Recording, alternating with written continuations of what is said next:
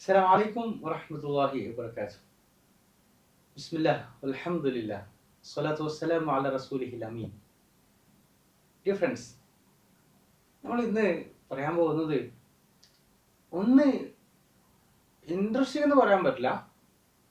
നമുക്കൊരു സംഭവം നിലക്ക് പഠിക്കാൻ നമ്മളെ കുറെ ഹെൽപ്പ് ചെയ്യുന്നതും, അതേപോലെ തന്നെ ഒരു ചരിത്രം നിലക്ക് ഒരു സ്റ്റോറി പോലെ നമുക്ക് ഫീൽ ചെയ്യുന്നതും, എന്നാൽ കുറേ ലൈഫ് ലെസൺസ് നമുക്ക് കിട്ടുന്നതുമായിട്ടുള്ളൊരു സംഭവം ഉദ്ധരിക്കാൻ പോകുന്നത്. പക്ഷെ ഇതിനൊരു പാട്ട് എന്നുള്ളത് ഭയങ്കര പെയിൻഫുൾ ആണ്. പക്ഷെ അതായത് പറയാൻ മനസ്സിലാവും. ഈ സ്റ്റോറി ഖുറാനിലെ ഒരു സൂറയുമായി കണക്ട് ചെയ്താണ്, സൂറത്തുൽ ലഹബ്. ഈ സ്റ്റോറിയിലുള്ള കുറെ സംഭവങ്ങള് അത് ഖുർആന്റെ ഒരു ഡിവൈനിറ്റി, ഖുർആന് ദൈവികമാണ് അല്ലെങ്കിൽ പടച്ചോൻ എന്നുള്ളതാണെന്ന് തെളിയിക്കുന്ന കുറെ ദൃഷ്ടാന്തങ്ങൾ നമുക്കതിൽ കാണാൻ കഴിയും. അബൂ ലഹബിന്റെ സ്റ്റോറിയാണ്. നമുക്ക് ആ സൂറ ഒന്ന് ചോദാം അല്ലെ? എന്റെ കൂടെ ഓതാൻ എല്ലാവരും. أعوذ بالله من الشيطان الرجيم بسم الله الرحمن الرحيم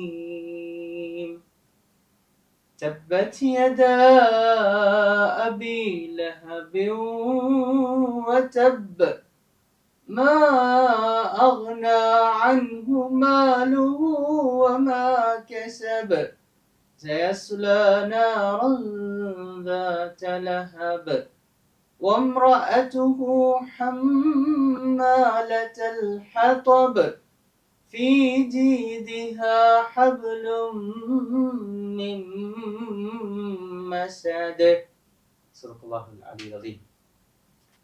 നബി സല്ലല്ലാഹു അലൈഹി വസല്ലമയുടെ അങ്കിൾ ആണല്ലോ, ഉപ്പയുടെ ബ്രദർ ആണല്ലോ അബൂ ലഹബ്.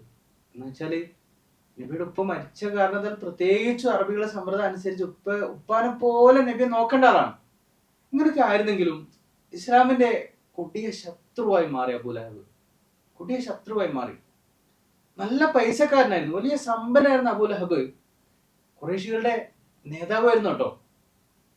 എന്നാൽ അദ്ദേഹം നബി സല്ലല്ലാഹു അലൈഹി വസല്ലം ഉപദ്രവിക്കാനും നബിയുടെ ഈ നുബുവത്തിന്റെ പ്രബോധന പ്രവർത്തനങ്ങളൊക്കെ തടസ്സപ്പെടുത്താനും അതിനുവേണ്ടി ജീവിതം മാറ്റി വെക്കുന്ന ഒരാള്, അതിനുവേണ്ടി എന്തും ചെയ്യാൻ ശ്രമിക്കുന്ന ഒരാള്, തന്റെ സമ്പത്തും അധികാരവും എല്ലാം അതിനുവേണ്ടി മാറ്റിവെക്കാണ് അബൂ ലഹബ്.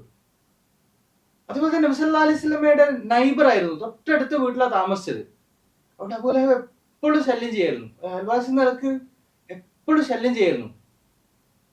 നമ്മൾ പുസ്തകമായ സംഭവം കണ്ടിട്ടുണ്ട്. നബി സല്ലല്ലാഹു അലൈഹി വസല്ലം ഒരിക്കല് സഫാ മലയുടെ മുകളിൽ കയറി എന്നിട്ട് എല്ലാവരെയും ദീനിലേക്ക് പരസ്യമായി ക്ഷണിക്കുന്നുണ്ട്. അങ്ങനെ അവരോട് ദീനിനെ കുറിച്ച് പറഞ്ഞപ്പോ അബൂ ലഹബ് എന്താ പറഞ്ഞത്? ജബ്ബല്ലക യാ മുഹമ്മദ് അലിഹാദ ജമാഅതന, അല്ലേ? അബൂ ലഹബ് ചോദിച്ചെന്താണ്? മുഹമ്മദേ, നിനക്ക് നാശം, ഇതിനാ ഞങ്ങൾ വിളിച്ചു കൂട്ടിയത് എന്ന് പറഞ്ഞിട്ട് അബൂ ലഹബ് അവിടുന്ന് പിരിഞ്ഞു പോകുന്നുണ്ട്. അബൂ ലഹബ് മാത്രമല്ല, ഈ സൂറയിൽ പറയുന്ന ഒരാളുണ്ട്, അദ്ദേഹത്തിന്റെ ഭാര്യയായ ഉമ്മു ജമീലിനെ കുറിച്ചും പറയുന്നുണ്ട്. ഈ സൂറയുടെ പേര് ശ്രദ്ധിച്ചു നോക്ക്. അബൂ ലഹബിന്റെ ആ പേരുമായി കണക്ട് ചെയ്തിട്ടാണ് സൂറത്തുൽ ലഹബ് എന്ന പേര് ഇതിന് നൽകിയിരിക്കുന്നത്. ഇതിന് സൂറത്തുൽ മസദ് എന്ന പേരുണ്ട് കേട്ടോ. പക്ഷെ ഈ സൂറ അതിന് നമ്മളിപ്പോ പറയുന്നത് വെച്ച് കഴിഞ്ഞാല് ഇതിൽ അള്ളാഹു സുബ്ഹാനഹു വ തആല ചില പ്രൊഫസീസ്, ചില പ്രവചനങ്ങൾ നടത്തിയിട്ടുണ്ട്. പിന്നീട് അത് പുലരുന്ന ചരിത്രം കാണാണ്. അതിൽ പറഞ്ഞ എന്താ? നോക്കണ കേട്ടോ, സൂറയിൽ എന്താ പറയുന്നത്? അബൂ ലഹബിന്റെ രണ്ട് കൈകൾ നശിച്ചുപോയി. എന്ന് വെച്ചാല് നശിച്ചു അബൂ ലഹബ്. അദ്ദേഹത്തിന്റെ സമ്പത്തും ഒരു നേട്ടങ്ങളും ഒന്നും അദ്ദേഹത്തിന് ഉപകാരം ചെയ്തില്ല. പിന്നെ പറയുന്നത് എന്താ? അദ്ദേഹം നരകത്തിൽ കത്തിയെരിയുക തന്നെ ചെയ്യും. അദ്ദേഹം മാത്രമല്ല, അദ്ദേഹത്തിന്റെ ഭാര്യക്കും അങ്ങനെ തന്നെ സംഭവിക്കും. അവളുടെ കഴുത്തില് ഒരു കയറുണ്ട്, മസദ്, ഈന്തപ്പന നാലുണ്ടാക്കിയ ഒരു കയറുണ്ട്, ഒരു വട ഉണ്ടെന്നാ പറയുന്നത്. പക്ഷെ ഈ സൂറ അവതരിക്കുന്ന ഘട്ടത്തിൽ അബൂ ലഹബിന് ഒന്നും സംഭവിച്ചിരുന്നില്ല കേട്ടോ, ഒന്നും സംഭവിച്ചിരുന്നില്ല. അദ്ദേഹത്തിന് പൈസ ഉണ്ടായിരുന്നു, ആരോഗ്യം ഉണ്ടായിരുന്നു, അദ്ദേഹം എല്ലാം കൊണ്ട് ഓക്കെ ആയിരുന്നു. ഇതിൽ പ്രയോഗിച്ചിരിക്കുന്ന പ്രയോഗം ശ്രദ്ധിക്കണം. പാസ്റ്റ് ടെൻസിലാ പറഞ്ഞത്. എന്ന് പറഞ്ഞാല് ഇത് സംഭവിക്കുന്ന ഉറപ്പാണ്.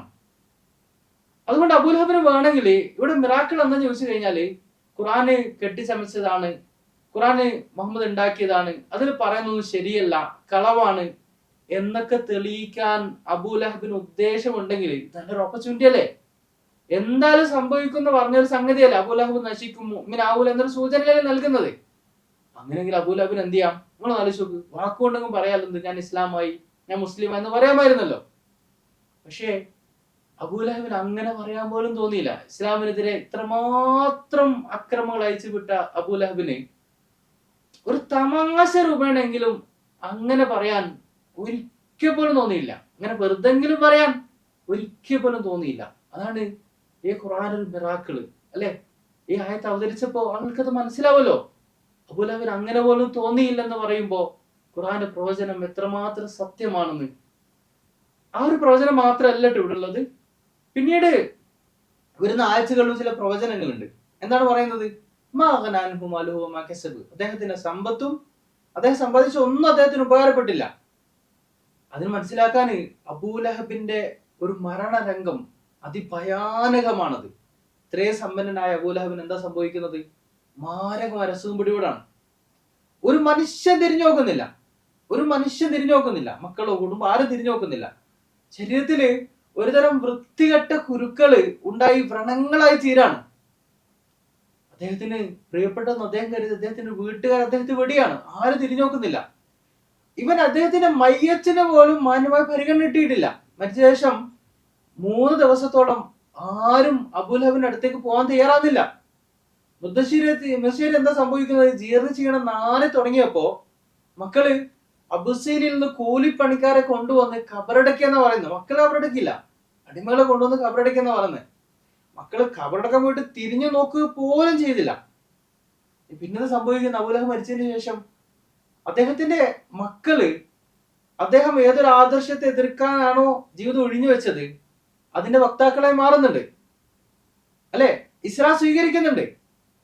അദ്ദേഹം ശത്രുവിധി ഇസ്ലാമിലെ ആളുകളെ മാറുന്നുണ്ട്. മകള് ദർറയും അദ്ദേഹത്തിന്റെ ആൺമക്കളായ ഉത്തുബയും അത്തിബും ഇസ്ലാം സ്വീകരിക്കുന്നുണ്ട്. ഒന്ന് ആലോചിച്ച് നോക്ക്. അപ്പൊ ഖുർആൻ പറയുന്നത് എന്താ? പിന്നെ പറയുന്നത് തീർച്ചയായും ജ്വാലകൾ ഒരുന്ന നരകത്തില് അവൻ കത്തിയെരിയും അല്ലെ? ഈ ആയത്ത് അവതരിച്ച് പിന്നെയും അബൂലഹബ് ജീവിച്ചതെങ്കിലും ഒരിക്കൽ പോലും അദ്ദേഹത്തിന് വിശ്വാസിയായി തോന്നിയില്ലെന്ന് മാത്രമല്ല, അവിശ്വാസിയായി നരകത്തിന്റെ ആളായി മരണപ്പെടാനായിരുന്നു വിധി. ആ പ്രവചനം അത് പുലരും. അബൂലഹബ് ആ ഒരു നരകശിക്ഷയിലേക്ക് എത്തിപ്പെടുന്ന പറയുന്നത്. പിന്നെ പറയുന്ന ആരെ കുറിച്ചാ? അദ്ദേഹത്തിന്റെ പെണ്ണ്, അദ്ദേഹത്തിന്റെ ഭാര്യ. അവളുടെ കരുത്തില് എന്തുണ്ടാ പറയുന്നത്? ഈന്തപ്പന നാര് കൊണ്ട് ഉണ്ടാക്കിയ ഒരു കയറുണ്ട് അല്ലെ? അദ്ദേഹത്തിന്റെ ഭാര്യക്ക് ഇതേ ദുർഗതിയാ വന്നത്. ഈ പ്രവചനം ഫലിക്കുന്നുണ്ട്. ഈ പ്രവചനത്തിന് വിരുദ്ധമായിട്ട് വേണമെങ്കിൽ ഉമ്മു ജമീലിനും മുസ്ലിമായി പ്രഖ്യാപിക്കാമായിരുന്നല്ലോ. പക്ഷേ അതിനുപോലും സാധിക്കാതെ എന്ത് ചെയ്യുന്നു? ഉമ്മു ജമീൽ മരിക്കുകയാണ്. ഉമ്മു ജമീലിനെ കുറിച്ച് നമ്മൾ മനസ്സിലാക്കേണ്ട ഒരു കാര്യം എന്ന് വെച്ച് കഴിഞ്ഞാല്, ഉമ്മു ജമീല് അബൂലഹബിനെ പോലെ തന്നെ നബി സല്ലല്ലാഹു അലൈഹി വസല്ലം ഇങ്ങനെ ഉപദ്രവിക്കായിരുന്നു. അയൽവാസി ആയിരുന്നിട്ടും എന്താ ഉമ്മു ജമീൽ ചെയ്യുന്നത്? ഉമ്മു ജമീൽ ചെയ്യുന്നത് നബി സല്ലല്ലാഹു അലൈഹി വസല്ലമയുടെ വീടിന് മുമ്പിൽ പലതും കൊണ്ടിടും, മുള്ളൊക്കെ കൊണ്ടിടും എന്നൊക്കെ ചരിത്രം പറയുന്നുണ്ട് അല്ലെ? നബിന്റെ മക്കളൊക്കെ ഉള്ളതല്ലേ? അത്രമാത്രം ഉപദ്രവിച്ചിരുന്ന ആര്? ഉമ്മു ജമീലും. അങ്ങനെ ഈ സൂറ നമ്മൾ പഠിപ്പിക്കുന്ന കാര്യം എന്ന് വെച്ച് കഴിഞ്ഞാല്, ഖുർആൻ അല്ലാഹു സുബ്ഹാനഹു വ തആല ഒരു കാര്യം പ്രഖ്യാപിച്ചാല് പിന്നെ അത് അങ്ങനെ തന്നെ സംഭവിക്കുക ചെയ്യുള്ളൂ അല്ലെ? തമാശ രൂപേണ പോലും അബൂലഹബിന് ഒരു പ്രാവശ്യം പോലും എന്തിനു സാധിച്ചില്ല? ഈ പ്രവചനത്തിനെതിരായി പ്രവർത്തിക്കാൻ സാധിച്ചില്ല അല്ലെ? അപ്പൊ ഇത് ഖുർആന്റെ ഒരു ഡിവൈനിറ്റി തെളിയിക്കാണ്. അതുപോലെ തന്നെ നമ്മൾ മനസ്സിലാക്കേണ്ട ഒരു കാര്യം എന്താ ചോദിച്ചു കഴിഞ്ഞാല്, അബൂലഹബിന്റെ ചരിത്രത്തെ മനസ്സിലാക്കേണ്ട കാര്യം എന്താ? നമ്മള് അള്ളാഹുവിന്റെ ദീനിൽ നിലകൊണ്ട് കഴിഞ്ഞാല് യഥാർത്ഥത്തില് അള്ളാഹുവിന്റെ സപ്പോർട്ട് നമുക്ക് ഉണ്ടാവും. പക്ഷെ നമുക്ക് ജീവിതത്തിൽ കുറെ അനുഗ്രഹങ്ങൾ കിട്ടി അല്ലെ? അബൂലഹബിന് എന്തൊക്കെ അനുഗ്രഹം കിട്ടി? അദ്ദേഹത്തിന്റെ പേര് അബൂലഹബ്, ജ്വാലാമുഖൻ, ഭയങ്കര സൗന്ദര്യമായിരുന്നു, സമ്പത്തുണ്ടായി.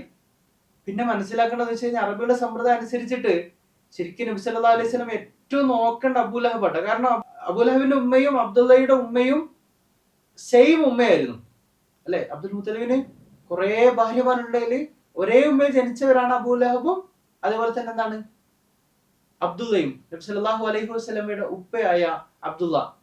പക്ഷെ അങ്ങനൊക്കെ ആയിട്ടും അബൂലഹബ് നബിയെ ചേർത്ത് പിടിക്കുന്ന എതിരുന്നു. അതിലൊരു സംഭവം മാത്രം പറയട്ടെ. ഷിബ ബി ത്വാലിബില് നബി സല്ലല്ലാഹു അലൈഹി വസല്ലമ വളരെ പ്രയാസപ്പെട്ട് അല്ലെ പച്ചിലെന്ന് ജീവിച്ചെന്ന് പറയാം. നമുക്ക് സങ്കല്പിക്കാൻ പറ്റുന്നത് ഈ ദിനുവേണ്ടി നിലകൊണ്ട നമ്മുടെ ഹബീബ് സല്ലല്ലാഹു അലൈഹി വസല്ലമ പച്ചിലെന്ന് ജീവിച്ചു. അങ്ങനെ കഷ്ടപ്പെട്ട ഘട്ടത്തില് അബൂലഹബ് സഹായിക്കാൻ പോയില്ല, മറിച്ച് ഖുറൈശികളുടെ കൂടെ എല്ലാവിധ ശത്രുതക്കും കൂട്ടുനിന്നു, നേതൃത്വം കൊടുത്തു. അതുകൊണ്ട് അള്ളാഹു സുബ്ഹാനഹു വ തആല പറഞ്ഞെന്താ, അങ്ങനെ നമ്മൾ ശ്രദ്ധിക്കണം, അള്ളാഹു നൽകിയ അനുഗ്രഹങ്ങൾ ദീന്റെ മാർഗത്തിൽ ഉപയോഗിക്കാതെ ഏതെങ്കിലും അർത്ഥത്തിൽ നമ്മൾ മിസ്യൂസ് ചെയ്തിട്ടുണ്ടെങ്കിൽ നമ്മൾ ശരിക്കും പേടിക്കണം. ഇതുപോലുള്ള ഒരു സിറ്റുവേഷൻ നമുക്ക് എത്തുന്നത് നമുക്ക് സങ്കല്പിക്കാൻ കഴിയില്ലല്ലോ, അല്ലെ? അതുകൊണ്ട് ഡിഫറൻസ് നമ്മൾ എപ്പോഴും ഓതുന്ന ഒരു സൂറയാണിത്. പക്ഷെ ഈ സൂറയിലും അത് നമുക്ക് കുറെ ലെസൺസ് വെച്ചിട്ടുണ്ട്. ആ ലെസൺസ് നമ്മുടെ ലൈഫിൽ ഉൾക്കൊള്ളാം. എപ്പോഴും ഹോപ്പോടെ മുമ്പോട്ട് പോവാ. ദീനിന് വേണ്ടി നിൽക്കുന്ന ആളുകളാണ് എന്ത് ചെയ്യുക, എപ്പോഴും വിജയിക്കുക. ഇതിന് ശത്രുപക്ഷത്ത് നിൽക്കുന്ന ആളുകൾക്ക് ചെറിയ വിജയങ്ങൾ ഉണ്ടാവുമെങ്കിലും അൾട്ടിമേറ്റ് അവരാണ് ലൂസേഴ്സ്, അവരാണ് പരാജയപ്പെട്ട ആളുകൾ. അതുകൊണ്ട് കോൺഫിഡൻസോടെ അള്ളാഹുവിന്റെ ദീന്റെ മാർഗത്തിൽ മുന്നേറുക. അള്ളാഹു സുബ്ഹാനഹു വ തആല പഠിച്ചവൻ ഏറ്റവും ഇഷ്ടപ്പെട്ട അല്ലെ ദീന്റെ മാർഗത്തിൽ അടിയുറച്ച് നിൽക്കുന്ന മുഅ്മിനീങ്ങളിൽ നമ്മൾ ഉൾപ്പെടുത്തി അനുഗ്രഹിക്കുമാറാകട്ടെ. ഖുർആന്റെ ഡിവൈനിറ്റിയെ കുറിച്ച് മനസ്സിലാക്കാൻ, അള്ളാഹുവിന്റെ കലാം അത് മനസ്സിലാക്കി ലൈഫിൽ പകർത്താൻ പഠിച്ചവൻ നമ്മളെ അനുഗ്രഹിക്കട്ടെ. പ്രത്യേകിച്ച് റമദാനിലേക്ക് കാലെടുത്ത് വെക്കുന്ന ഈ ഘട്ടത്തിൽ അള്ളാഹു സുബ്ഹാനഹു വ തആല ഖുർആന്റെ അഹ്ലുകാരായി മാറാൻ നമ്മൾ അനുഗ്രഹിക്കട്ടെ. അസ്സലാമു അലൈക്കും വറഹ്മത്തുള്ളാഹി വബറകാതുഹു.